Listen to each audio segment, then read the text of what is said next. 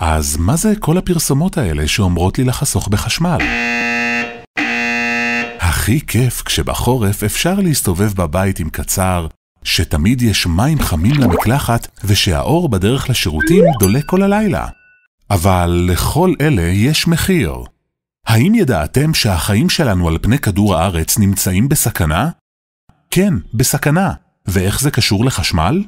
כי כדי לייצר חשמל צריך לשרוף הרבה מאוד נפט, פחם או גז, וכששורפים אותם נפלטים גזים רעילים וגם גזים שמחממים את כדור הארץ. אז הבריאות שלנו תיפגע, מזג האוויר ישתולל, יהיו פחות מים מתוקים, החקלאות תיפגע, ובעלי חיים רבים לא ישרדו באקלים מחדש. גם אנחנו נסבול מהשינויים האלה. החיים הטובים שהתרגלנו עליהם יהיו הרבה פחות טובים, אבל אז כבר אי אפשר יהיה לתקן. ההזדמנות שלנו לתקן היא עכשיו.